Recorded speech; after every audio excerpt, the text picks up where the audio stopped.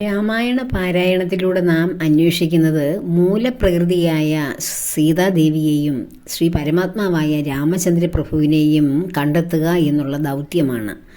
ആ ദൗത്യത്തിൻ്റെ പൂർത്തീകരണമാണ് സുന്ദരകാന്ഡത്തിലൂടെ സംഭവിക്കുന്നത്.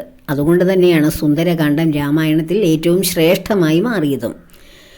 ഒരു ഗുരുവിൻ്റെ സഹായത്തോടു കൂടി മാത്രമേ നമുക്ക് ഏകാന്ത ഭക്തിയോടുകൂടി ദേവിയെ കണ്ടെത്താൻ കഴിയൂ, അല്ലെങ്കിൽ ഈ ലോകപ്രകൃതിയെ കണ്ടെത്താൻ കഴിയൂ എന്നുള്ള തത്വമാണ് ജാമ്പവാനാകുന്ന ഗുരുവിലൂടെ തന്നിൽ അന്തർലീനമായ ആത്മശക്തിയെ ഹനുമാൻ സ്വാമി കണ്ടെത്തുന്നത്. അപ്പോൾ എപ്പോഴും ഒരു ഗുരുവിൻ്റെ ആവശ്യം അതിന് അനിവാര്യമാണ്.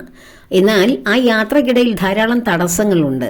നമ്മെ സ്നേഹത്തോടുകൂടി ആത്മപാതയിലൂടെ സഞ്ചരിക്കുമ്പോൾ സ്നേഹത്തോടുകൂടി ഒന്ന് വിശ്രാന്തിക്കൂ, എന്നിലൊന്ന് സമ്മേളിക്കൂ എന്നൊക്കെ പറഞ്ഞ് നമ്മെ അതിൽ നിന്ന് പിന്തിരിപ്പിക്കുവാനും നമ്മുടെ യാത്രയെ തടസ്സപ്പെടുത്തുവാനും ധാരാളം പേരുണ്ടാകും.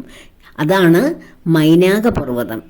എന്നാൽ നിഴലുകളായി നമ്മെ പിന്തുടരുന്ന ധാരാളം വേണ്ടാത്ത ബന്ധങ്ങളും വേണ്ടുന്ന ബന്ധങ്ങളും ഒക്കെ നമ്മുടെ ജീവിതത്തിലുണ്ട്. നമ്മുടെ ആത്മീയ പാതയെയും ജീവിതത്തിൻ്റെ ഉയർച്ചയും തടസ്സപ്പെടുത്തുന്ന കുറേ ബന്ധനങ്ങൾ, അവയാണ് സിംഹിക എന്ന കഥാപാത്രം. ഇത് നമ്മുടെ നിത്യജീവിതത്തിൽ സംഭവിക്കുന്ന കാര്യമാണ്.